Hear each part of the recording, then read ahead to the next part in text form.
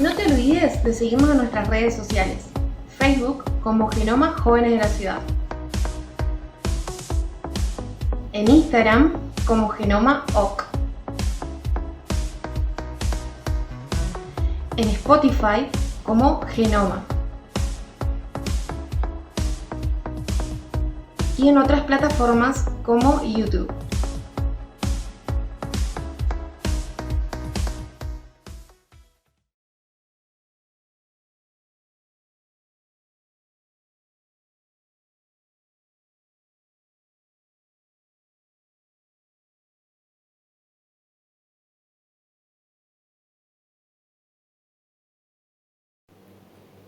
Buenas noches, ¿cómo están? Sean más que bienvenidos a este sábado. Es un privilegio poder compartir con ustedes. Si es la primera vez que se están conectando, te desafío a que te quedes hasta el final porque Dios tiene una palabra para tu vida. Y a los que están ahí mirando, les animo a que comenten, que compartan, así los leemos. Bueno, yo me presento, me llamo Ale.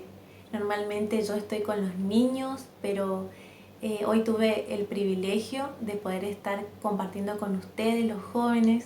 Doy gracias a Dios en primer lugar, a los pastores por la oportunidad y también al equipo que está haciendo posible que todo esto salga de la mejor manera, que son unos genios.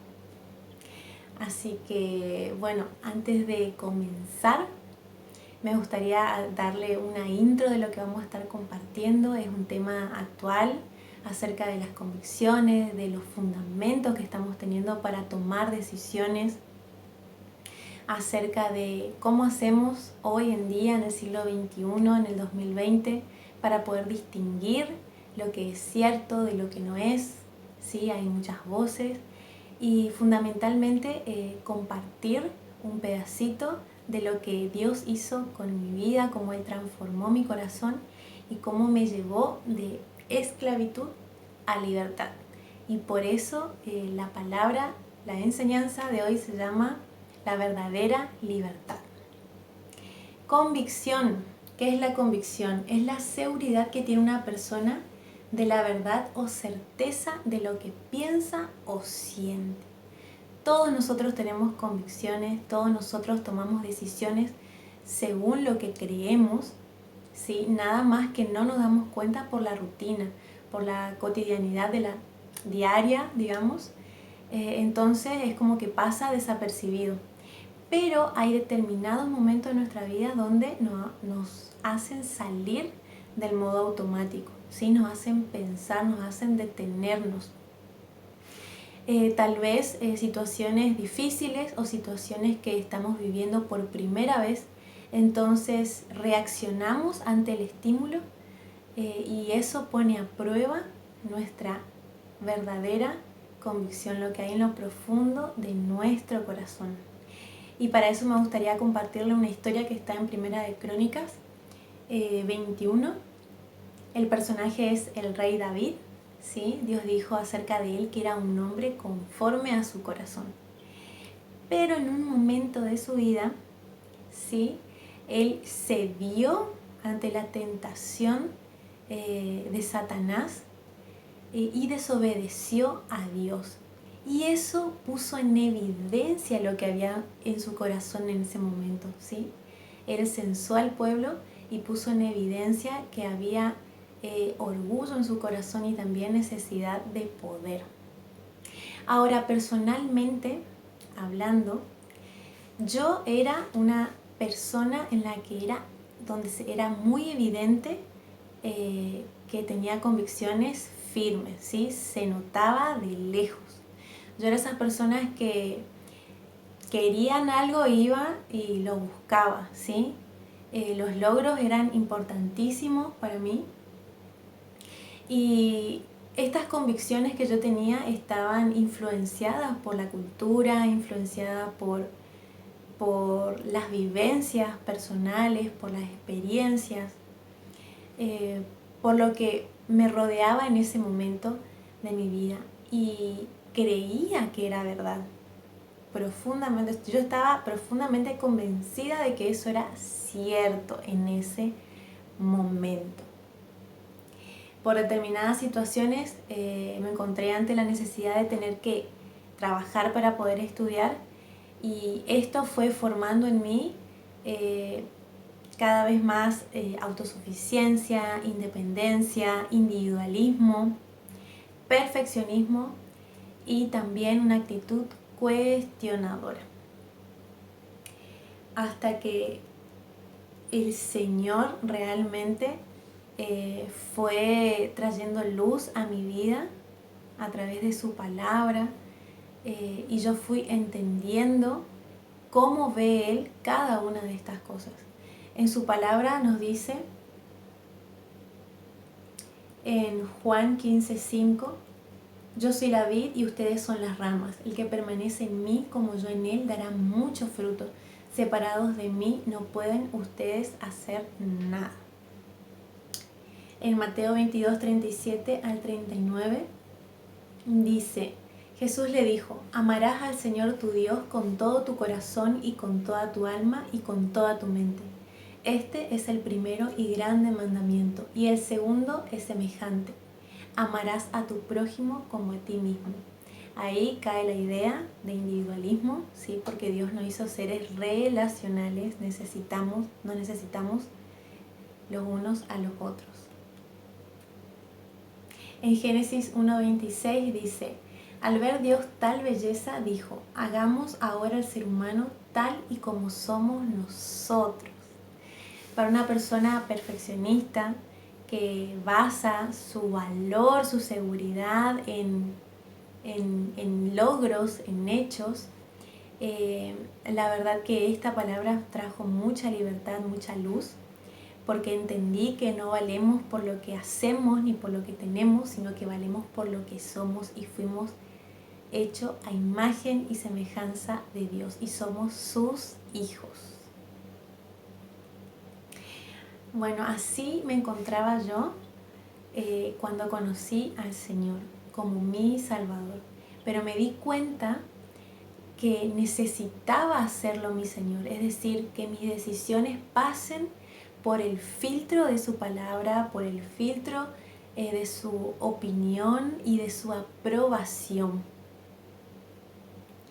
Imagínense que con esas características que fui adquiriendo no fue nada fácil.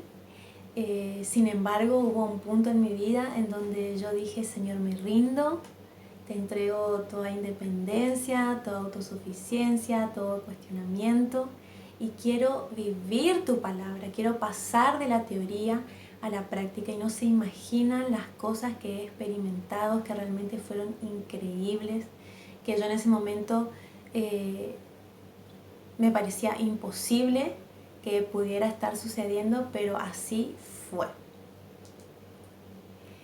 Me gustaría compartirles verdades que fueron fundamentos para mi vida, que son fundamentos para mi vida, a partir de los cuales se puede construir algo firme, algo duradero. La palabra de Dios dice que conocerán la verdad y la verdad los hará libre, en Juan 8:32. Y dice en Juan 8:36: así que si el Hijo los liberta, serán verdaderamente libres. En primer lugar, necesitamos conocer la verdad para ser verdaderamente libres. No sirve la mentira, no sirve el engaño, porque seguimos en esclavitud. Ahora, la única manera de acercarse al Padre es a través del Hijo. Otra verdad fundamental. En Juan 14:6 dice: Jesús le respondió: yo soy el camino, la verdad y la vida. Sin mí nadie puede llegar a Dios el Padre. Y acá es importante que podamos entender que podemos caer en el engaño fácilmente. El engaño no es una mentira en su totalidad, sino que es una mentira disfrazada de verdad. Es como que yo tenga un vaso de agua y le ponga gotitas de veneno y no me voy a dar cuenta, ¿sí? Bueno, así funciona el engaño y para eso sirve, para distraernos, para desenfocarnos, para llevarnos por un camino equivocado. Hoy en día yo escucho muchos comentarios relacionados a verdades como ser, si da resultado entonces es verdad. O expresiones como yo creo en Dios, pero, o yo creo que Dios piensa tal cosa. Pero en realidad la pregunta es, no es qué pensás vos, qué pienso yo, sino qué piensa Dios al respecto. ¿Qué piensa Él de este tema en particular? Y ahí vamos al segundo punto, muy importante. Esa verdad no es algo, sino alguien, no es una cosa, sino una persona y nos da la idea de una relación. Es fundamental que podamos tener una relación viva con Dios a través del Espíritu Santo que nos enseña todas las cosas, que nos enseña lo que hay en el corazón del Padre. Es fundamental porque si no vamos a vivir la palabra de hace 2000 años atrás, ¿sí? Sin vida. Sin embargo, la palabra es viva y eficaz en todos los tiempos.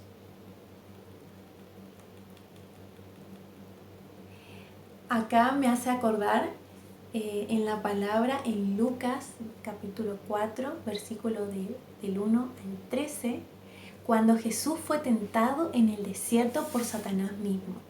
Y él lo tentó con la palabra de Dios. ¡Wow! Eso sí que es fuerte, o sea, que le tiente con la misma palabra. Lo que él estaba haciendo era justamente utilizando el engaño, porque no le estaba diciendo una mentira, le estaba diciendo la palabra de Dios, pero lo sacó del contexto. Lo sacó del contexto con la intención de que Jesús caiga en la trampa. Sin embargo, él, como era la verdad y la vida, pudo discernir lo que era verdad y le respondió con la verdad. Entonces lo desarmó. Y en el último versículo dice que, no encontrando ocasión para tentarle, Satanás se fue. Otro punto, no es por obra, sino por fe. En Efesios 2:8 al 9 dice, ustedes han sido salvados porque aceptaron el amor de Dios. Ninguno de ustedes se ganó la salvación, sino que Dios se la regaló. La salvación de ustedes no es el resultado de sus propios esfuerzos. Por eso nadie puede sentirse orgulloso. No hay nada de lo que podamos hacer que haga que Dios nos ame menos o que nos ame más. Dios nos ama y nosotros no podemos ganarnos ese amor. Por eso Él mandó a su Hijo Jesús en rescate por cada uno de nosotros, porque nosotros no podíamos acercarnos a Él por nuestra propia fuerza. Y acá es importante hacer una aclaración, que es el fin no justifica los medios. Y esto es fundamental, es decir, no porque yo quiera hacer algo bueno, significa que a cualquier costo, ¿sí? No, la palabra de Dios dice que toda nuestra conducta tiene que ser agradable a Dios, ¿sí? No importa, o sea, puede ser popular, puede que le ayude a alguna persona, ¿sí? Temporalmente, pero no agrada a Dios. Y si yo quiero agradar a Dios, tengo que hacer las cosas a su manera y no a mi manera. Otro punto fundamental es que la desobediencia e injusticia de la otra persona no me habilita ni tampoco me da el derecho a mí para hacer lo mismo. En Romanos 12, del 17 al 20 dice, no devuelvan mal por mal. Preocúpense por ganar el respeto de todos haciendo el bien. Traten de hacer lo posible para vivir en paz con los demás. Queridos amigos, no traten de vengarse de alguien, sino espere a que Dios lo castigue, porque así está escrito: yo soy el que castiga, les daré el pago que merecen, dice el Señor. Y también, si tu enemigo tiene hambre, dale comida. Si tiene sed, dale algo de beber. De esa manera le harás sentir vergüenza. Es una bomba. Muchos de ustedes pensarán que es imposible de hacerlo. Yo en su momento lo he pensado y déjenme decirle que estaba totalmente equivocada. La palabra de Dios es veraz, tiene autoridad en sí misma y es cierto. Es una manera de demostrarle a Dios.